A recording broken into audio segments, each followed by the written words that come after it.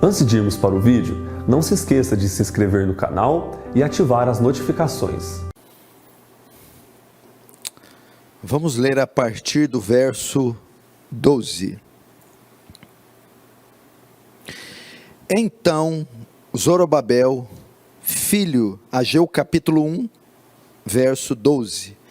Então Zorobabel, filho de Salatiel, e Josué, filho de Josadaque, o sumo sacerdote, e todo o resto do povo, atenderam a voz do Senhor seu Deus, e as palavras do profeta Ageu, as quais o Senhor Deus o tinha mandado dizer.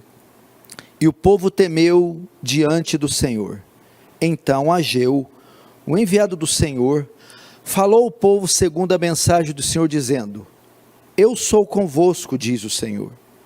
O Senhor despertou o espírito de Zorobabel, filho de Salatiel, governador de Judá, e o espírito de Josué, filho de Josadaque, o sumo sacerdote, e o espírito do resto de todo o povo. Eles vieram e se puseram ao trabalho na casa do Senhor dos Exércitos, seu Deus. Verso 15. Ao 24º dia do 6º mês. Até aí, deixa aberto aí. Vamos fazer a exposição do verso 12 ao 15. Feche os olhos, vamos orar mais uma vez.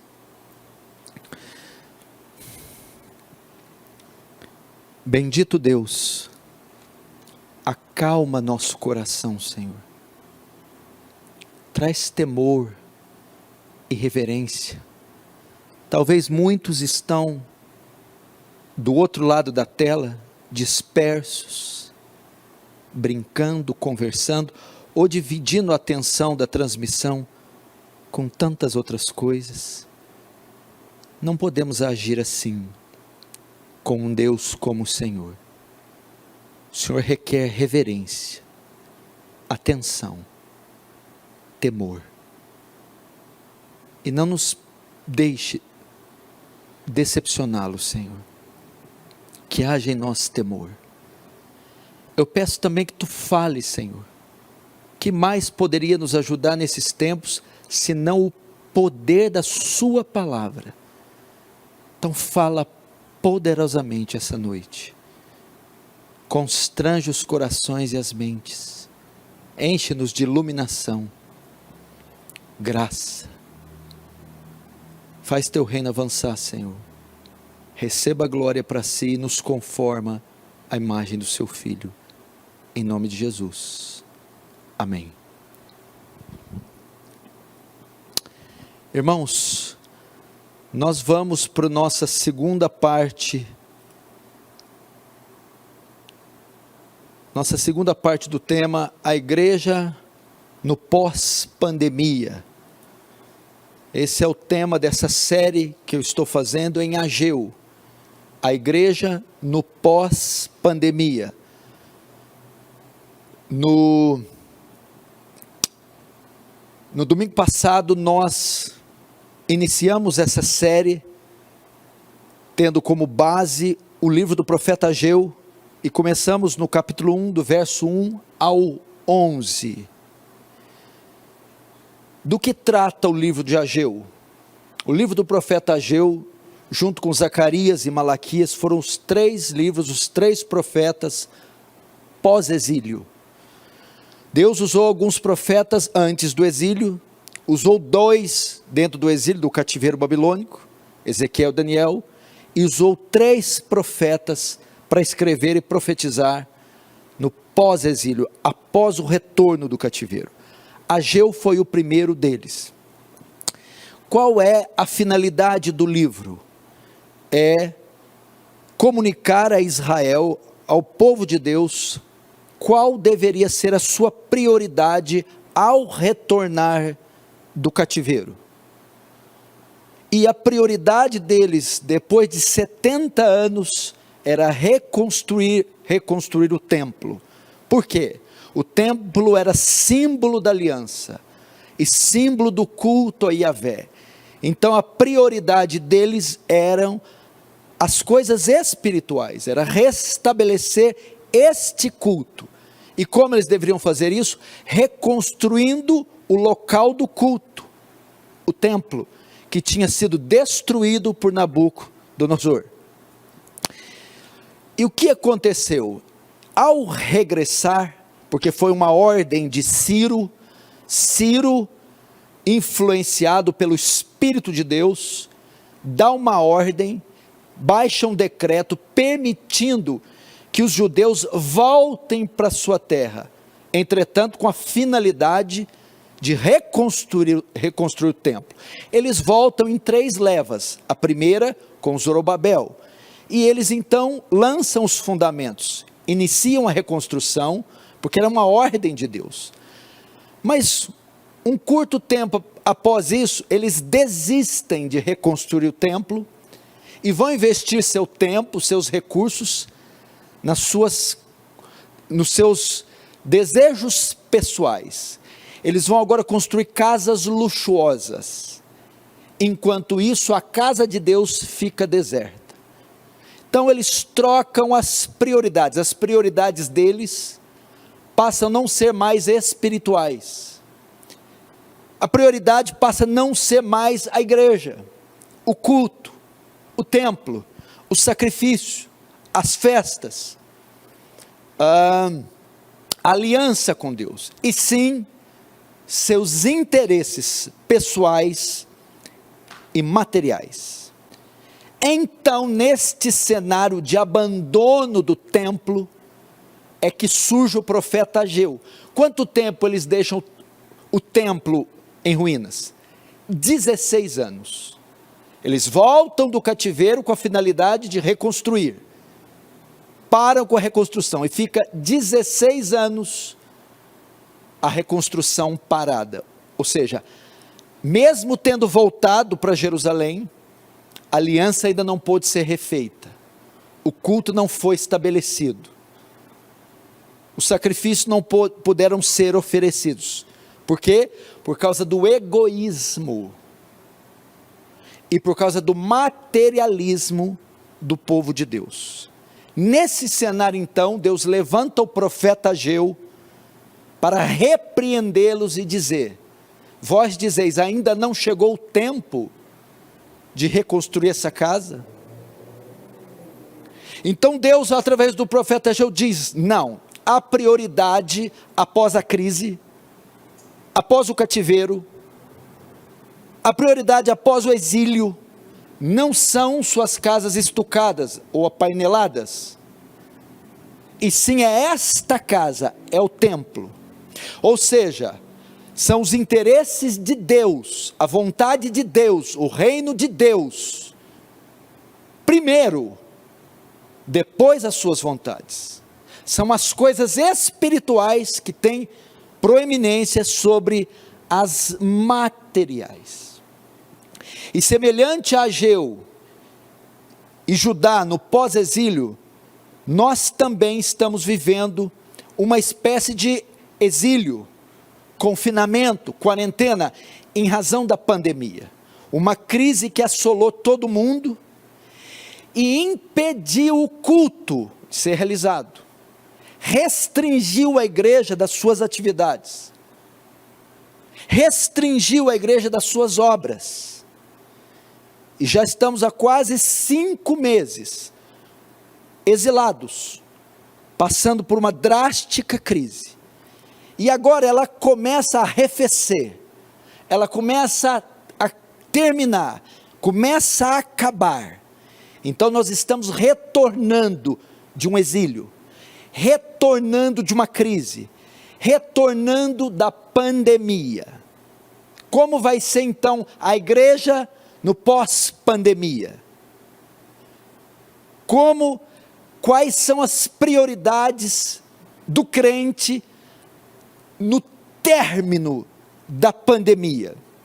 A semelhança de Ageu é restabelecer o culto público, a presencialidade no culto público, é fazer a vontade de Deus, que por um determinado tempo foi impedida em partes de ser realizada, é retomar o avanço do reino, a obra de Deus, a manutenção do templo físico, os donativos, a contribuição, as missões, o evangelismo, a vida devocional.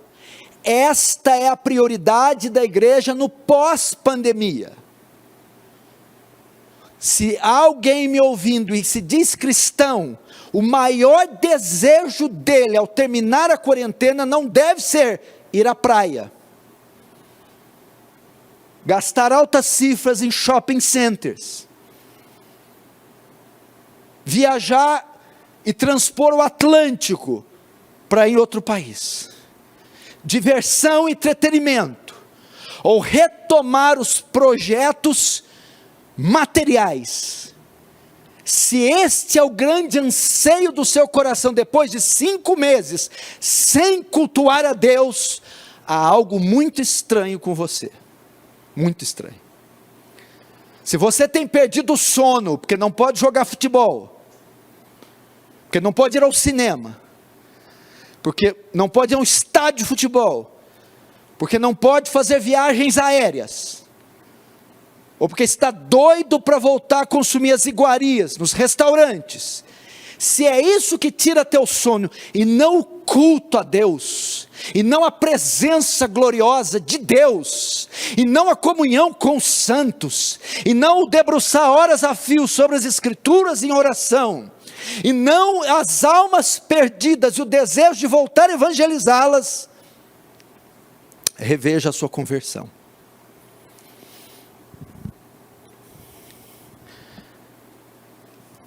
Essa é a nossa prioridade, o nosso anseio. Você não viu essa pequena demonstração aqui do louvor, com mais membros do grupo? Não deu para ter um flash daquilo que as nossas almas não podem viver sem a comunhão com os santos, o culto público. Se o seu coração não acelerou nessa hora, se ele não queimou, se ele não constrangeu de saudade, tem algo errado. Então, a prioridade do crente, da igreja, no pós-pandemia, são as coisas espirituais, a vontade de Deus, os interesses do reino. Então, no domingo passado, nós fizemos a exposição do verso 1 ao 11, onde Ageu vem e exorta eles, deixarem as casas estucadas, apaineladas, seus interesses pessoais materialistas, e voltar-se para a reconstrução do templo, para a vontade de Deus, para o reino de Deus. Agora, hoje nós vamos tratar da resposta do povo ante a voz de Deus. Qual foi a resposta de Judá à profecia de Ageu? Qual foi a resposta de Zorobabel, Josué, o governador, o sacerdote e toda a nação, a dura e forte repreensão do profeta, ordenando eles voltarem com a reconstrução? É isso que vamos tratar dos versos 12 a 15, a resposta do povo ante a voz de Deus. Qual foi a resposta do povo? Obediência e temor.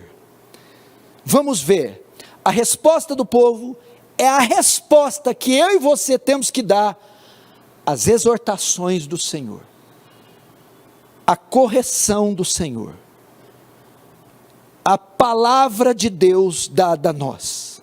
Verso 12, vamos começar.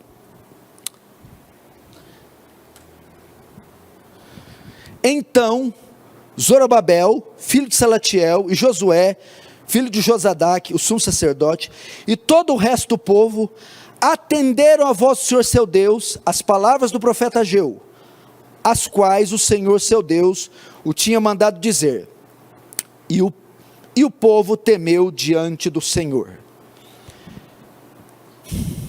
Vamos ver a resposta do povo, a ordem de Ageu para retomar a reconstrução.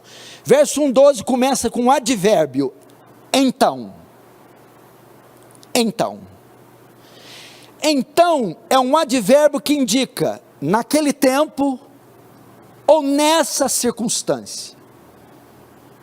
Quando o escritor coloca então, significa que houve uma reação à voz do profeta. Houve uma reação do povo à profecia, ao chamado à reconstrução. Houve uma resposta à exortação de Ageu. Então, e qual foi a resposta que o povo deu à advertência de Ageu? Zorobabel, filho de Salatiel, Josué, Josadac, sumo sacerdote, e todo o resto do povo atenderam a voz do Senhor.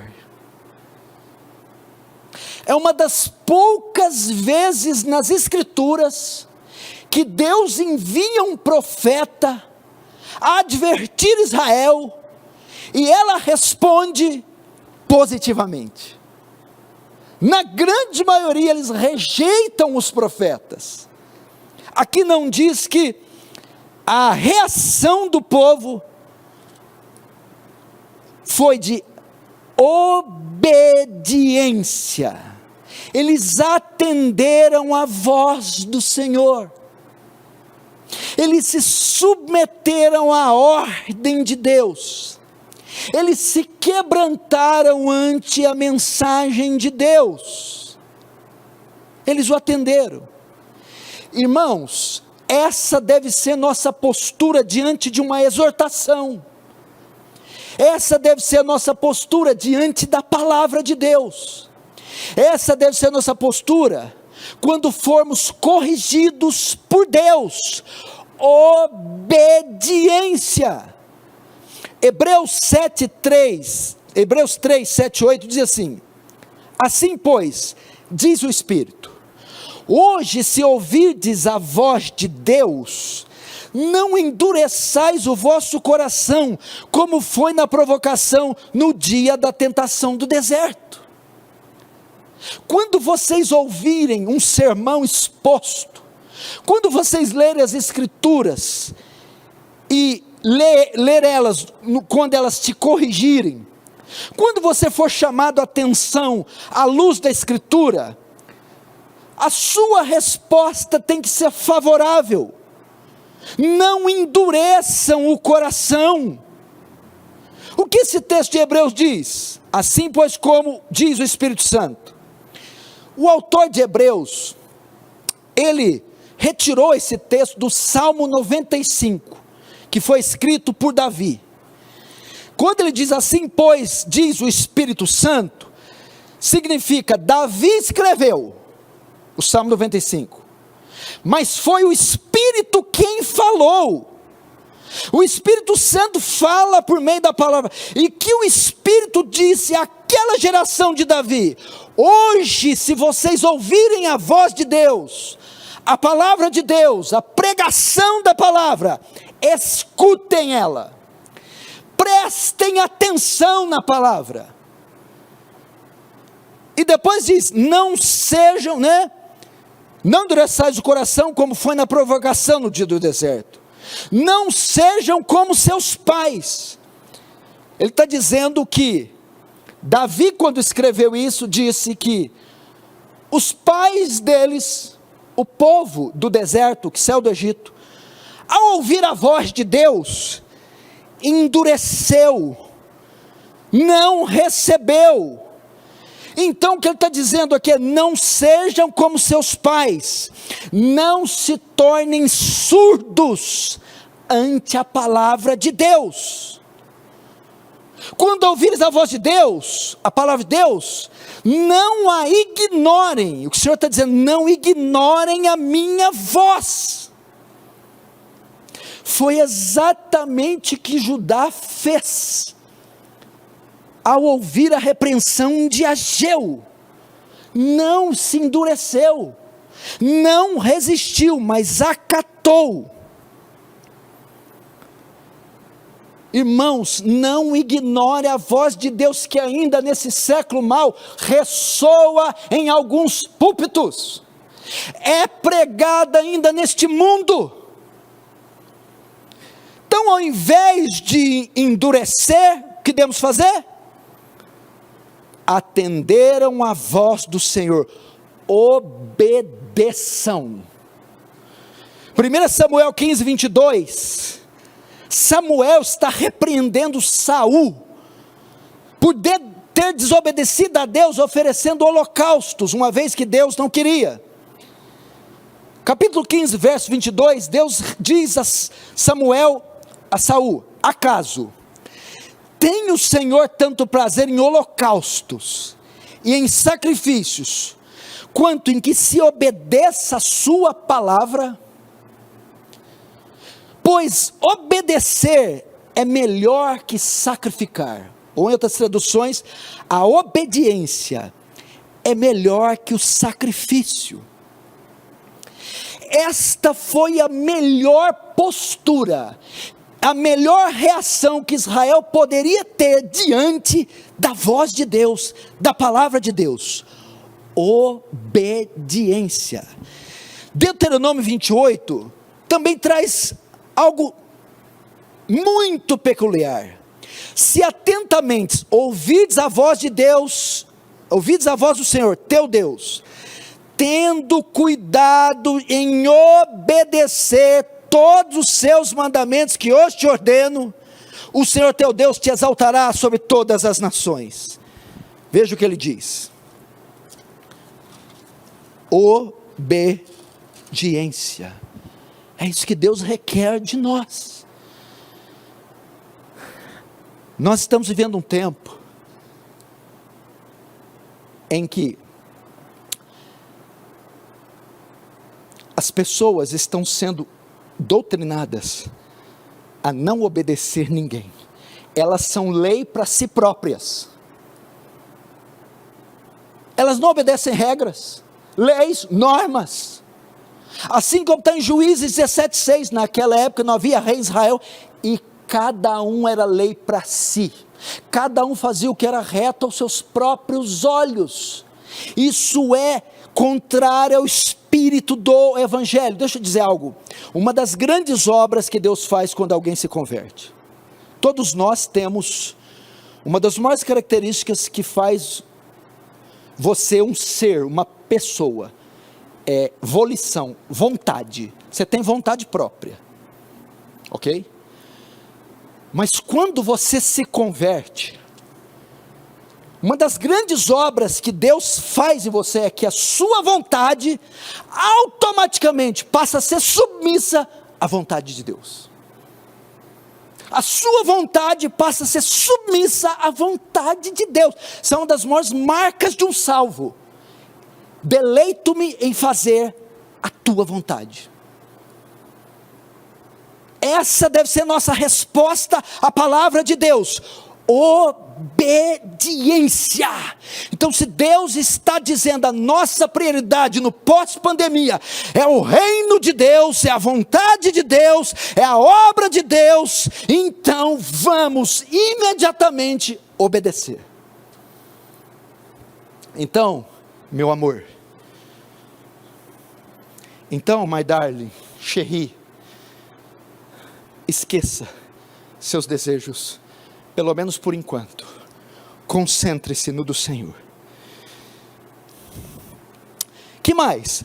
A obediência deve começar de cima e não de baixo.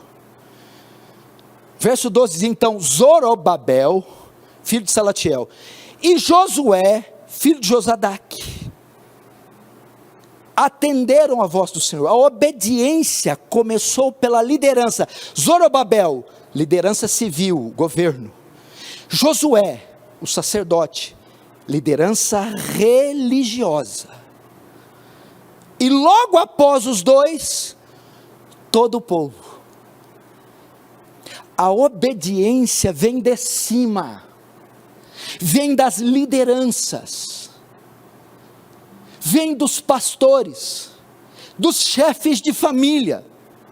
Se você quer que a sua família obedeça, obedeça você a Deus primeiro.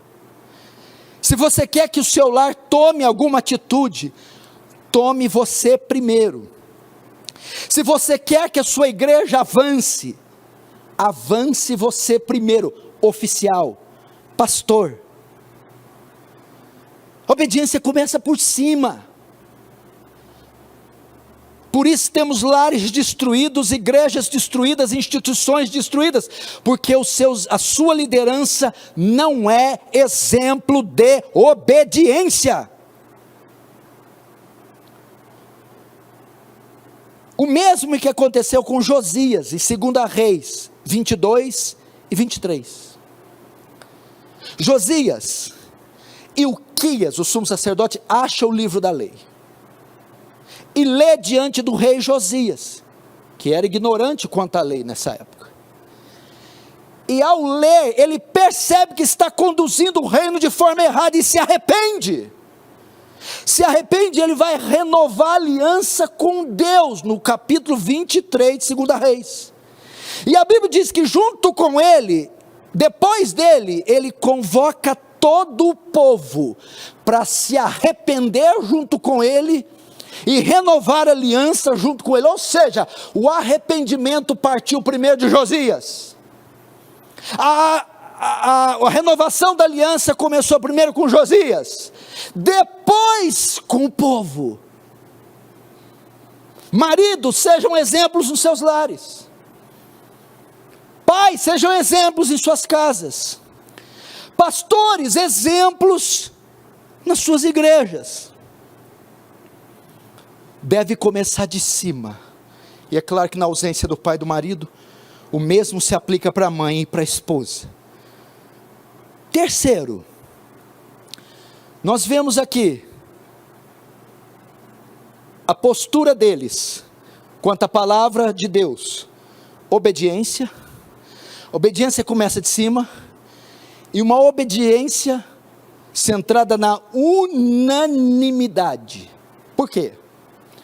Porque primeiro obedeceu o governador, depois obedeceu o sacerdote, e logo após todo o povo. Houve unanimidade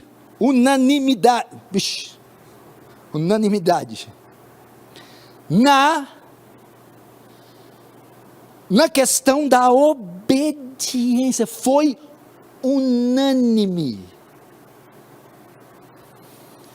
Todo o povo com o mesmo pensamento. Governo, sacerdócio, cidadão de bem, toda a nação, de forma unânime, obedecendo a ordem, retome a reconstrução do templo. Nesse tempo de pós-pandemia, é importantíssimo que tenhamos o mesmo foco, o mesmo objetivo, o mesmo pensamento, o mesmo coração, o avanço do reino de Deus, a vontade do Senhor, a obra de Deus, as coisas espirituais.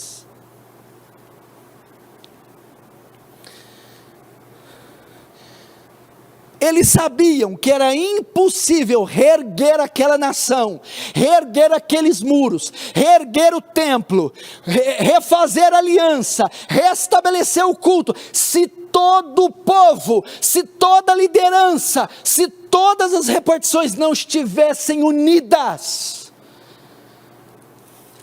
Nesse pós-pandemia, nós só vamos recuperar o tempo perdido, os prejuízos, as almas perdidas, prejuízo financeiro, prejuízo evangelístico, prejuízo missionário, prejuízo espiritual, se toda a igreja se unir, se toda a igreja tiver o mesmo foco, o mesmo alvo, se a igreja toda tiver determinada em um só pensamento, restabelecer o culto público, o avanço do reino de Deus, restabelecer a aliança pessoal com Deus.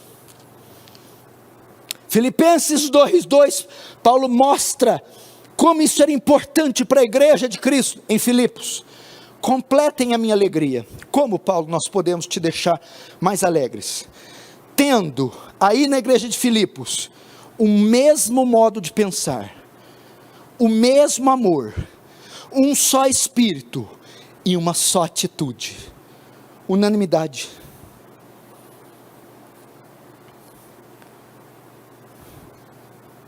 Dessa maneira que vocês vão construir uma igreja sólida. Vou ler novamente. Completem minha alegria tendo o mesmo modo de pensar, o mesmo amor, um só espírito e uma só atitude. Foquem em um alvo específico e foquem de maneira unânime. Atos 2:44. Isso aqui era um dos pilares da igreja primitiva, era uma das razões da eficácia da igreja primitiva. E todos os que criam, os salvos, a igreja como um todo, estavam juntos e tinham tudo em comum. Eles tinham aqui unidade de propósito, a mesma mentalidade. O nosso sucesso no pós-pandemia vai depender de sermos unânimes, de nós nutrirmos o mesmo foco.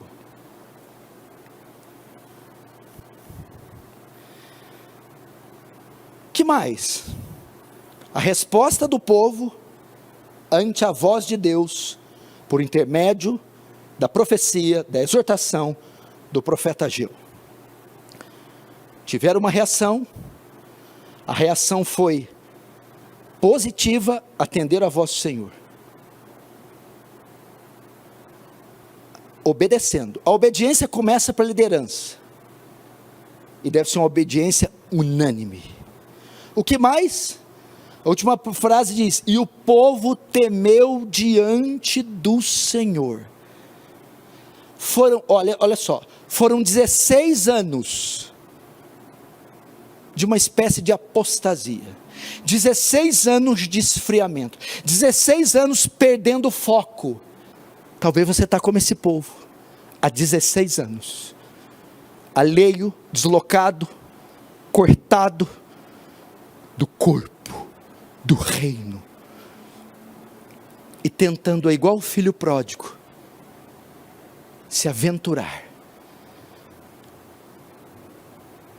O fato é que você vai terminar entre os porcos, comendo bolotas, num chiqueiro.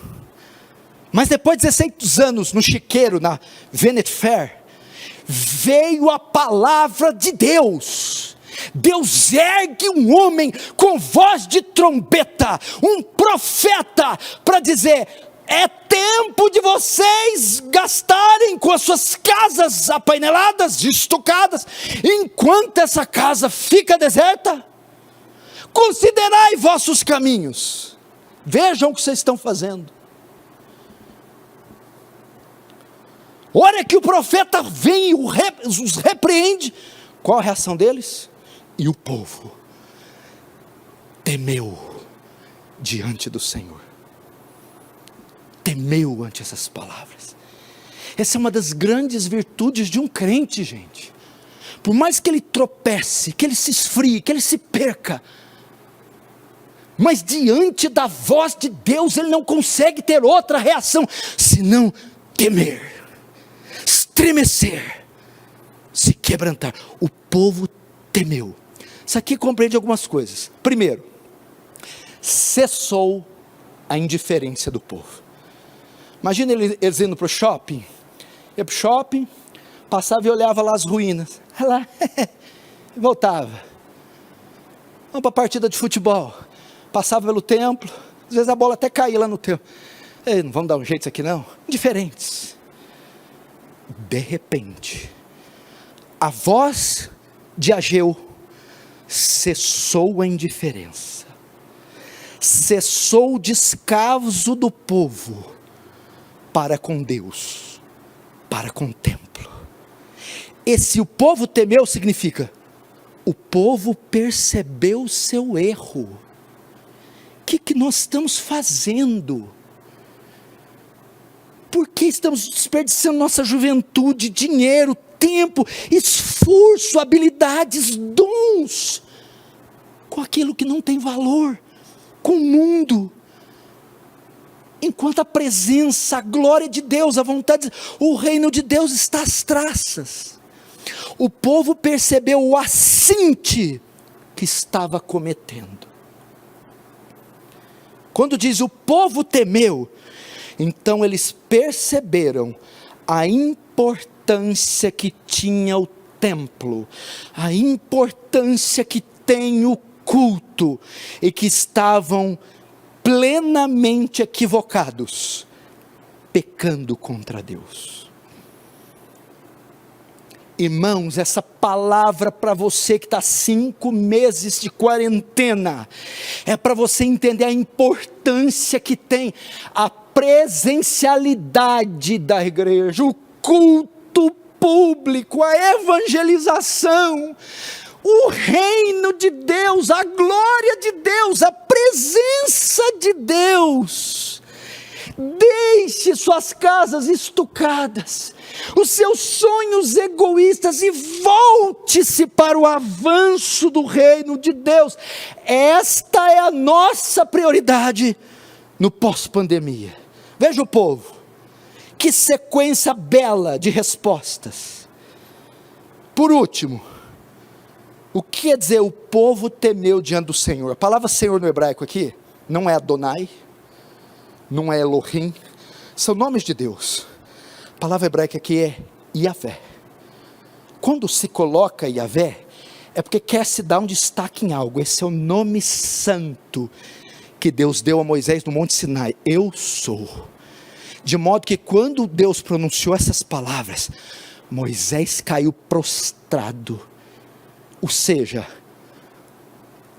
quando o escritor quis dizer que o povo temeu, diz que o senso de reverência a Deus havia retornado em Judá. Um senso de temor tomou aquele povo. Porque sabe o que acontece na pandemia, na quarentena? O destemor. Não tem temor.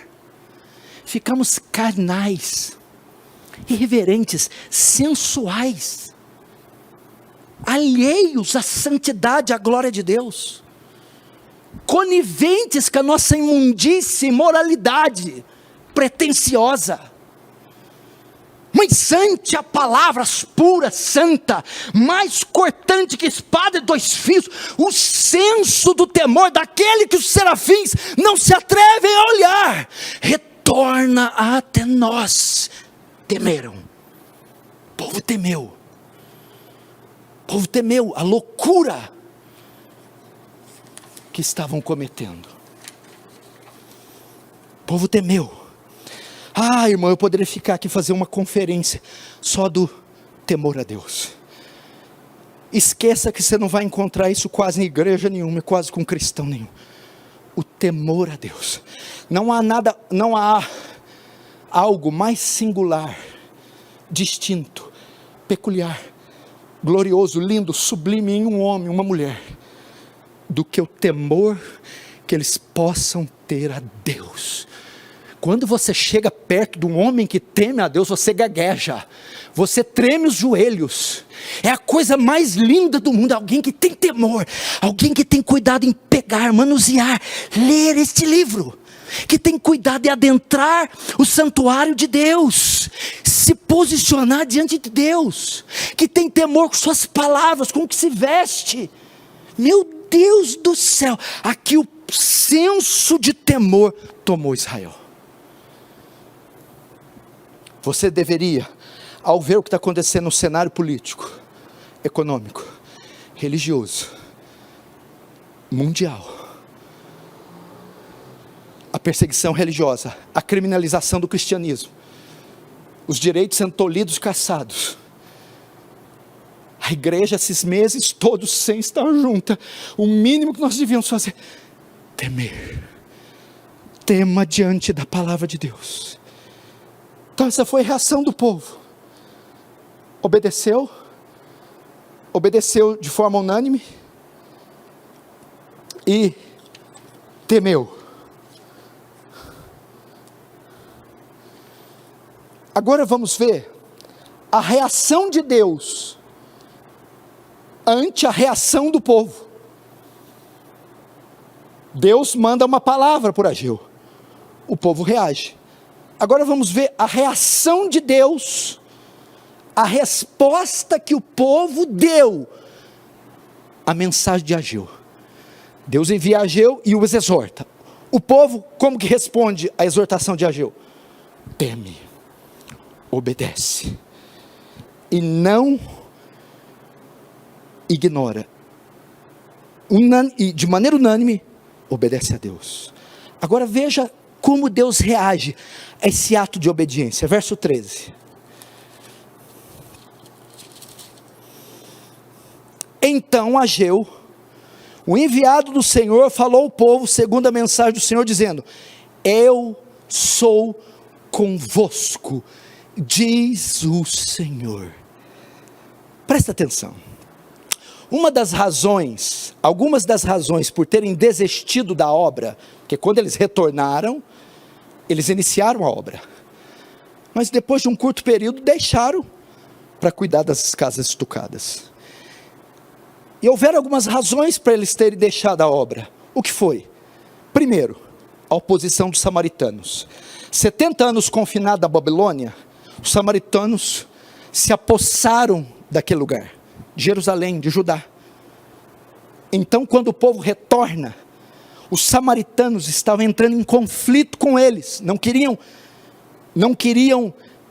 entregar a terra novamente, estavam se opondo à reconstrução. Então, primeira razão para eles terem desistido. Segunda, problemas econômicos. Havia miséria, fome lá. Lembra de Neemias? Quando um dos seus irmãos, Hanani, vem trazer a mensagem para ele que está em Suzã, na Pérsia. Como é que estão meus irmãos em Jerusalém? Olha, portas queimadas a fogo, muros fendidos, opróbrio, miséria. O povo está passando fome. Então tinha muitos problemas econômicos. Terceiro, escassez de alimentos. Então, diante de oposição, desemprego, escassez de alimento, e é claro, o egoísmo e a indiferença deles, isso tudo trazia desânimo a eles em reconstruir. O que Deus vai fazer? Deus então vai animá-los, vai motivá-los a voltar e a continuar, permanecer, reconstruindo, restabelecendo o culto, a aliança, o templo. Para isso Deus envia Ageu novamente, e ele agora vai para a sua segunda mensagem. Então a reação, Deus envia Ageu, e nas suas palavras vamos ver a reação de Deus ao arrependimento do povo, e a disposição de obedecê-lo. Qual foi a reação de Deus? Eu sou convosco. Ao ver a inclinação do povo em obedecer, ao Deus ver o povo deixando as casas aplainadas, a Vanity Fair, e se voltando para o templo, para a aliança, Deus os anima dizendo: eu sou convosco. O que é isso? Vocês têm a garantia da minha presença favorável no meio de vós.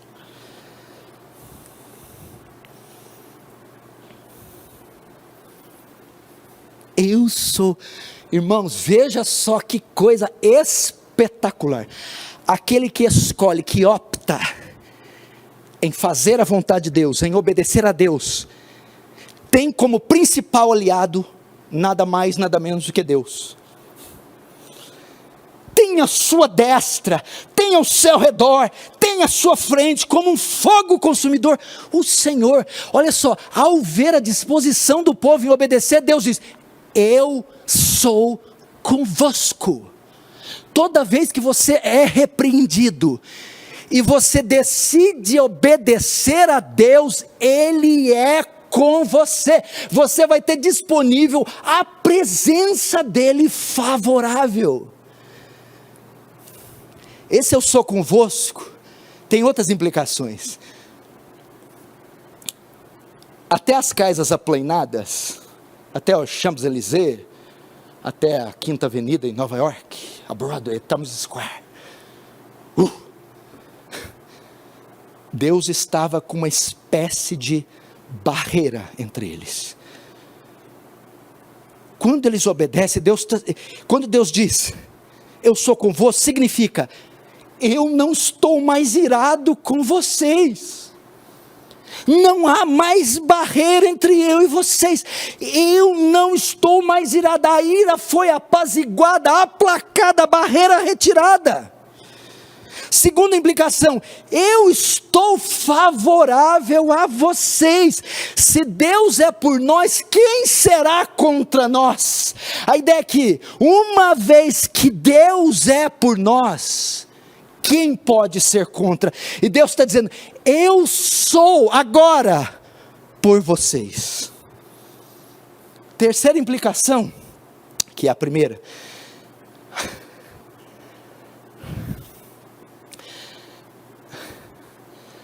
A glória de Israel sempre foi a presença de Deus sobre ele. Essa é a glória. Se tem algo que Israel se gloriava, não era de Davi, dos exércitos de Davi, de Saul, não era da autoridade dos profetas. A grande glória de Israel era a presença de Deus, a Shekinah. Se você vê quando Israel se para diante do Monte Sinai para receber as tábuas da lei, Moisés sobe, o que acontece? A fumaça cobre todo o monte, a glória de Deus, de modo que o Sinai fumegava. Essa era a glória de Israel. Depois Deus ordena a Moisés construir um tabernáculo, e quando aquela tenda é armada, a glória de Deus, a nuvem cobre todo o tabernáculo, todas as tendas dos filhos de Israel, a glória de Deus. Logo depois eles vão construir o templo, e a Bíblia diz em 2 Reis 6, que quando Salomão faz os preparativos, e começa a inaugurar o templo, diz que a glória de Deus entra no templo, de modo que ninguém conseguia ficar de pé, porque a glória enchera aquele lugar. E o Senhor está dizendo aqui, estou prometendo novamente, minha glória, minha fumaça, minha presença cobrindo, sendo favorável a vocês. Para o pós-pandemia, aquele que buscar em primeiro lugar a vontade de Deus, vai ter como recompensa a presença favorável de Deus. Josué 1,5, ninguém pode te resistir todos os dias da tua vida, assim como fui com Moisés, assim serei contigo, não te deixarei nem te desampararei. Mateus 28:20, eis que estou convosco até a consumação dos séculos.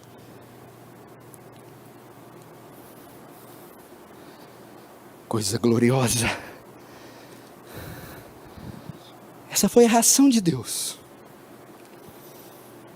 a resposta do povo. Não há mais ira, barreira, agora estou favorável, e minha glória irá diante de vocês, sobre vocês.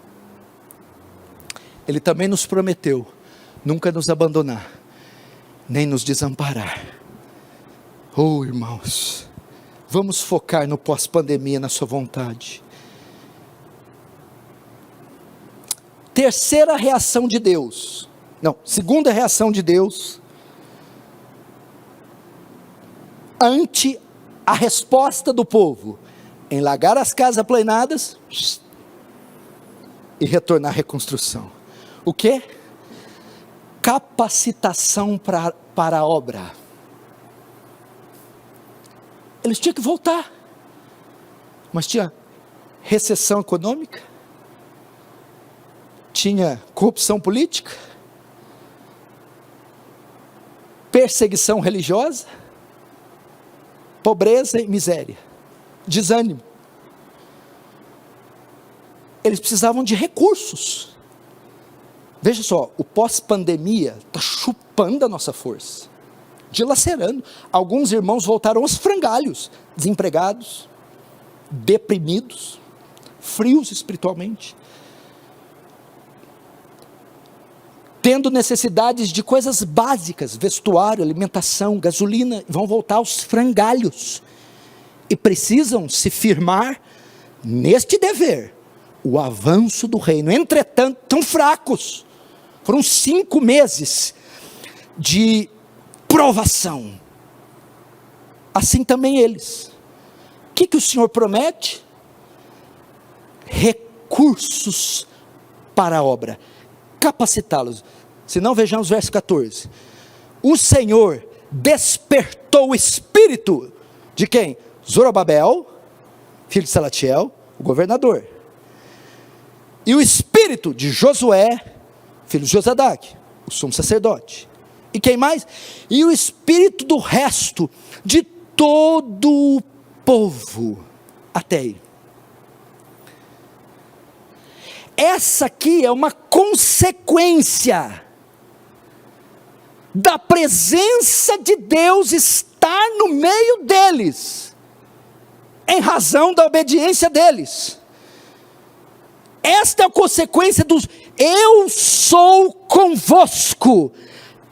Capacitar, o termo hebraico aqui é incitar, encher do Espírito, é aguçar os sentidos desses homens, é botá-los nas pontas dos cascos, é erguê-los de ânimo, coragem, força, para fazer a obra. Eles precisavam disso. O que Deus faz? Capacitam-os. Aquele povo estava mergido no desânimo, Deus os enche de ânimo. Estava amedrontado quanto aos samaritanos, coloca coragem. Estava fraco em razão das intempéries, deu forças.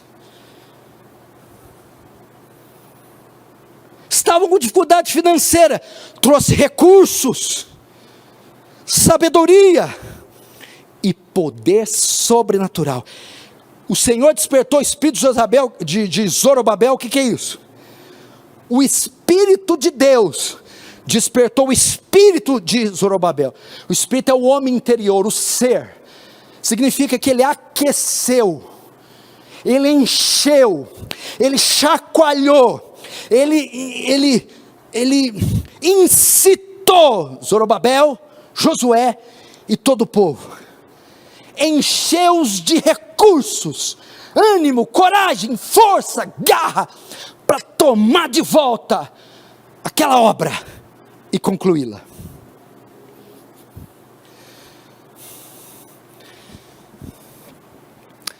Você está aí pensando, como é que vai ser, como é que eu vou voltar? Aquele poisé que eu já tinha, que não prestava, fundiu o motor.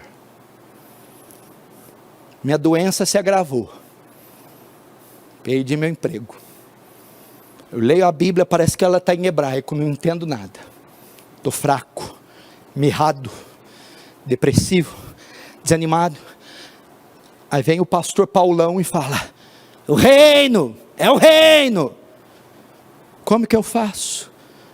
O Senhor promete capacitar você, revestir você de recursos no pós-pandemia. Conte com o suprimento divino, conte com a provisão divina, conte com o livramento divino, tanto naturais quanto espirituais. Ou seja, Deus vai te capacitar tanto com recursos naturais quanto espirituais. Primeiro os naturais, veja só, uma grande obra que deveria ser feita, a construção do tabernáculo. Os homens não tinham recursos. O que Deus faz? Êxodo 35. Eis que o Senhor chamou pelo nome Bezalel, filho de Ur, da tribo de Judá, e o encheu do Espírito de Deus. Para quê? Qual a finalidade? Capacitando-o plenamente com talento e habilidade artística. Capacitou ele para confecção do tabernáculo. Não só isso, também lhe dispôs o coração para ensinar a outrem, a ele e a Aholiabe, filho de Azamaque, da tribo de Dan, e os encheu de habilidade para fazer toda a obra de mestre, até a mais engenhosa. Até a mais engenhosa. Veja só, esses homens tinham uma missão, tinham uma meta, tinham uma obra a fazer, construir nada mais, nada menos que o tabernáculo, a arca da aliança. Mas esses homens não tinham recursos. Deus então dá a eles ciência, sabedoria, habilidade naturais. E segundo, espirituais. A Bíblia diz que quando Deus chama Davi, o Espírito de Deus unge, se apodera de Davi para ele ser rei em Israel. Quando Deus chama Sansão para ser juiz, a Bíblia diz que o Espírito unge a Sansão com força sobrenatural. Quando chama Eliseu, Elias unge ele profeta no seu lugar. Os apóstolos, antes de começar a grande obra de expansão do reino, Jesus diz: ficai em Jerusalém, até que do alto recebais recursos, recebai graça, capacitação para a obra. Então em Atos 2 ocorre um derramar de recursos, um derramar de capacitação, um derramar de dons, de ciência, poder espiritual. Não precisamos pregar o evangelho? Precisamos. Fazer missões? Precisamos. Aconselhar? Precisamos. Dirigir culto, igreja, o reino, a manutenção? Precisamos. Mas antes disso, no pós-pandemia, Deus nos revestirá de poder. Sabe o que é isso? Revival. Estava acontecendo um avivamento, o coração de toda Judá se despertou, primeiro em temor, depois em obediência, e agora Deus os capacita, Deus desperta o espírito de toda a nação. Isso foi um avivamento coletivo, irmãos. O que Deus espera no pós-pandemia é um despertar do morno, é um erguer do caído, um santificar do imundo, uma paixão evangelística de toda a igreja, é algo em uníssono ocorrendo em toda a igreja. Vamos orar por isso, vamos orar por isso. Oh, glória a Deus! Oh, que Deus desperte o espírito do pastor Paulo, Cunha, Danilo, os oficiais, os irmãos, os jovens. Que desperte o nosso espírito para retomar com as rédeas na mão o avanço do reino de Deus.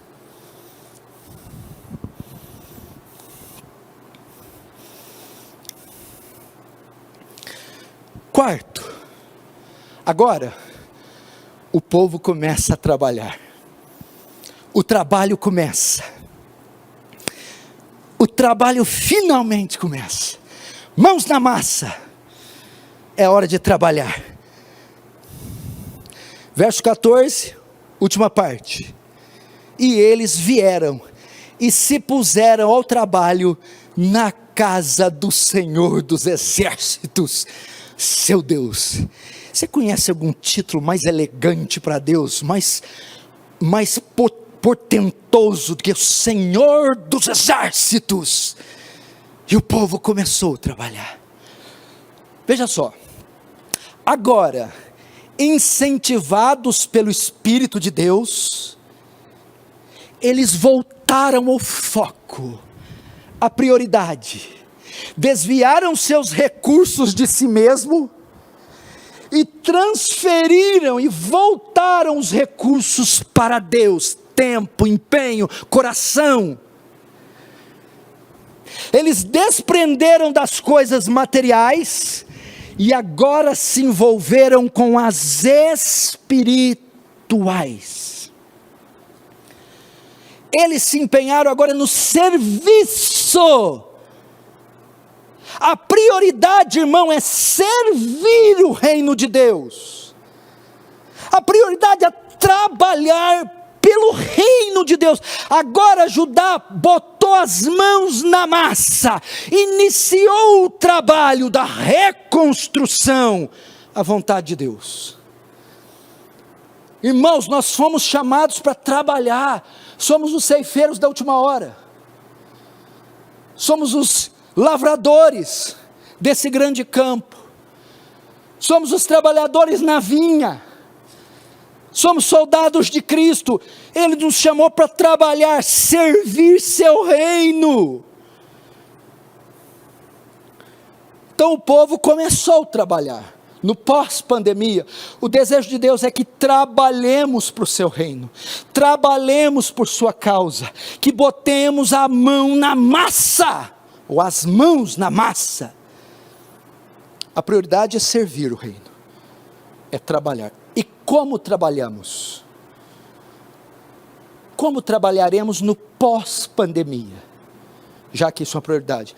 Primeiro, no cuidado com Deus. Não podemos deixar que nossa vida cristã consista apenas em ativismo. Fazer. A gente pode fazer, e pode fazer tanto, que vai para o inferno, de tanto fazer. Reconstruir o templo significa refazer a aliança individual de cada israelita. No pós-pandemia, a prioridade é restabelecer nossa aliança pessoal. Então trabalhamos primeiro cuidando de Deus. Quando falo cuidando de Deus, falo da nossa vida devocional, a leitura sistemática das Escrituras, as orações regulares, santificação, edificação pessoal, o momento dedicado do dia para estar a sós com o Senhor. Essa é a prioridade num tempo que você consumiu Netflix como nunca, jogou 10 horas de videogame por dia, assistiu televisão como nunca na vida, desperdiçou dinheiro com passeios como nunca, e deixou de lado o quarto secreto de oração, o santo livro, os jejuns, a santificação individual. Agora retorne. Como trabalhamos? Segundo, no cuidado com os irmãos. Primeiro, minha vida devocional. Segundo, no cuidado com os irmãos. Aqui é crente. Quando fala irmão, não é aquele vizinho cachaceiro do seu lado. Quando fala irmão, é crente em Jesus. No cuidado com os irmãos. Como? Visitas. Quanto tempo eles estão sem receber alguém? Visite-os. Vá visitar órfãos, viúvas, irmãos solteiros, idosos. Visite-os. Com qual finalidade? Primeiro, ter comunhão, consolá-los, recriá-los, comer com eles, contar suas experiências, ouvir as deles. Segundo, cuidado com irmãos através de visitas. Como? Com aconselhamento. Primeiro, comunhão. Segundo, aconselhamento. Ajude-os nas suas decisões, nas suas dificuldades, nos seus pecados. Aconselhe-os. Terceiro, com o discipulado. Leve-os à maturidade cristã, ensine-os o caminho da graça, ensine-os a palavra de Deus, as sãs doutrinas. Então, como eu trabalho? Primeiro, com a minha vida devocional. Segundo, o cuidado dos irmãos. Terceiro, cuidado com as almas. Agora aqui não são os irmãos, aqui são os pecadores. Como eu tenho cuidado com as almas? No pós-pandemia, nossa prioridade é evangelizar. Veja só, depois que o crente converteu, que ele está salvo, ninguém pode desfazer mais, tetelestai. Para que ele serve? Para que ele presta? Se não for para ganhar almas, ele já está salvo. Não deveria ser a grande finalidade dele, uma vez que ele já está salvo, conduzir o máximo de pessoas possível à salvação, a Cristo? Então, as almas que você perdeu contato, ímpias, professores, patrões, colegas de escola, de universidade, vizinhos, irmãos de sangue, parentes, que a quarentena, a pandemia impossibilitou o acesso, volte a ir atrás deles, para conduzi-los ao Salvador, pregar o Evangelho. Isso é a reconstrução do templo, isso é a prioridade do reino, no tocante às almas, evangelizá-las. Quarto, então eles vieram e se puseram ao trabalho, mãos nas obras, no pós-exílio, mãos nas obras no pós-quarentena. Como? Cuidado social. Agora que é tanto para justo como para ímpio. Doações, socorro alimentício, socorro médico, socorro no vestuário, cuidado social. Tem gente que não adianta botar a mão na cabeça e orar, não, filho. Tem que dar comida, vestimenta. Nós somos chamados para exercitar também o cuidado social, primeiro com os domésticos da fé. Você sabia que tem gente que não vem aos cultos porque não tem roupa? Que não vem aos cultos porque tem uma deficiência nos dentes e tem vergonha? Que não vem aos cultos porque mora longe, não tem dinheiro para pagar Uber, táxi, nem bicicleta, ou é idoso? É dever nosso suprir as necessidades materiais e físicas desses irmãos. Isso é trabalhar, prioridade no pós-pandemia. E quinto, e último, como trabalhamos? Cuidado com a igreja. Quando eu falo igreja, templo. A manutenção do templo. A igreja, a manutenção, o ajuntamento que depende de espaço, de repartições, de funcionários, ela levou prejuízo esses tempos, foi danificada. A nossa prioridade ao voltar é empregar parte dos nossos recursos nas deficiências que a pandemia causou no templo. Contribuição, dívidas.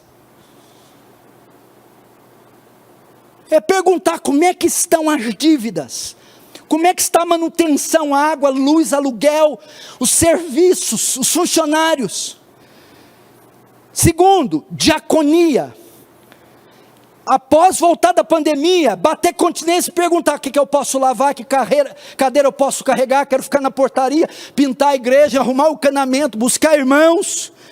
Prioridade é dispor tempo, energia e recursos para a manutenção do culto, da igreja, do templo, a diaconia. Ofertar, que é a contribuição de alguma necessidade do irmão. E último, cuidado com a igreja no tocante ao culto.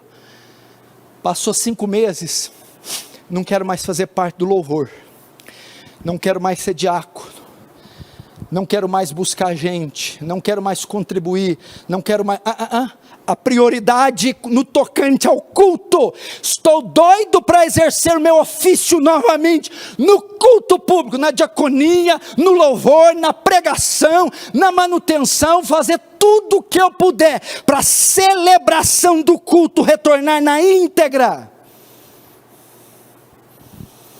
Trabalhar, igreja, João 5,17, mas Jesus disse: meu Pai trabalha até agora, e eu também.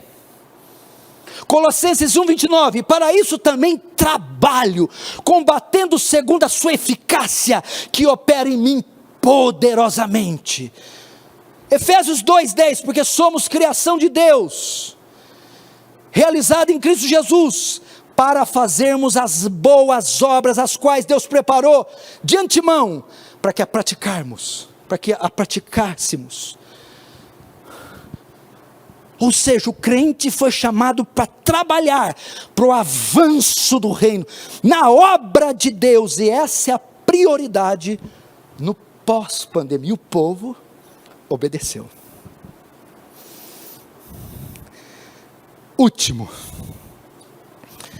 princípio: o retorno no pós-pandemia requer planejamento. Se não, vejamos no último verso 15. Ao 24º dia do 6º mês, O que é isso? Ageu, quando proclama a palavra e exorta o povo à reconstrução, ele o faz no dia 29 de agosto de 520 a.C., está no verso 1 do capítulo 1. Agora, segundo o verso 15 que acabamos de ler, eles iniciaram a reconstrução no dia 21 de setembro de 520. Entre a ordem de Ageu no verso 5 para reconstruir e o começo da reconstrução, houveram 23 dias. Então Ageu chegou, é tempo, não chegou a hora de reconstruir, é tempo de reconstruir a casa de vocês, enquanto essa fica deserta. Ponderai vossos caminhos. Então Ageu ordena e exorta que eles reconstruam. Eles ouvem no dia 29 de agosto. Entretanto, só começam a reconstruir 21 de setembro. Há um intervalo de 23 dias. Para quê? Por quê? Porque nesse intervalo houve uma preparação. Eles não podiam sair de forma precipitada, afoita, pegando machado, enxada e pintor hino. Agora eles ficaram 23 dias se reunindo. Eles vão sentar, vão fazer o cálculo dos gastos, vão dividir as funções, turnos e tarefas de reconstrução. Foi um retorno planejado detalhadamente, afinal de contas foram 70 anos de escombros e agora mais 16 de ruínas. Eles queriam dar um tiro certo, fazer tudo com ordem, tudo de forma equilibrada, para que a reconstrução fosse eficaz. Veja só a inteligência do povo e do autor de colocar isso aqui. Que sentido tem esse verso 15? Ao 24º dia do 6º mês. Semelhantemente, para a igreja, para nós que estamos debaixo da palavra de Ageu no pós-pandemia, nesse retorno, com o mundo de pernas para o ar, com uma infinidade de novas leis e regras, com a sociedade passando por uma nova formatação, novas configurações, nós voltaremos para um outro mundo, um novo mundo, cheio de normas, regras e mudanças, que requer novos cuidados, estratégias. Devemos também planejar como voltaremos, como vamos restabelecer o culto, como vamos restabelecer o nosso trabalho, como que vai ser o perfil profissional da igreja no pós-pandemia, como vai ser o perfil acadêmico, os estudos, como as escolas vão funcionar, a grade curricular, os dias, o acesso, as normas e leis, os cultos, como eles vão voltar, vai ter limitações, restrições, como retornaremos? A obra, como voltaremos a pregar, evangelizar, visitar, ensinar, licionar. E o reino, como voltaremos botar as mãos na massa, no avanço do reino. Isso requer leitura, oração, jejum, pesquisa, análise, leitura, porque o mundo se configurou em um novo mundo e temos que preparar para nos adaptarmos a Ele. Por isso que crente entra em muita ferrada, fria. Por quê? Porque começa coisas legítimas, honestas, corretas, mas de forma afoita, precipitada, sem medir os cálculos. O final é uma tragédia. Lucas 14, 28, 30. Pois qual de vós, pretendendo construir uma torre, não se assenta primeiro para calcular a despesa e verificar se tem meios para concluir, para não suceder que, tendo lançado os alicerces e não podendo acabar, todos os que a virem zombam dele, dizendo: este homem começou a construir e não pôde acabar. Jesus ensina uma parábola da falta de planejamento que traz vergonha.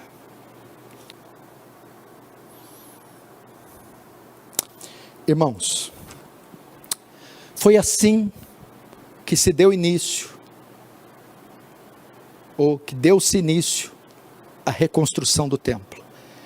Depois de 16 anos de desobediência, vem Ageu, exorta o povo, e o povo obedece, deixando suas prioridades para cuidar das prioridades de Deus. E agora aqui, no final do verso 5, eles estão em plena obra, estão em plena consonância com a vontade de Deus, estão no meio da obra, estão com as mãos na massa, estão todos unidos, focados em um só propósito: reerguer o templo, restabelecer a aliança e restabelecer o culto, tendo como maior aliado o grande Yahvé, o grande Eu Sou, e o Espírito de Deus sobre eles, capacitando cada um deles. Que seja essa, meu irmão, a mesma atitude que venhamos tomar agora no pós-pandemia, para Deus ser glorificado. Amém? Vamos fechar os olhos e vamos orar.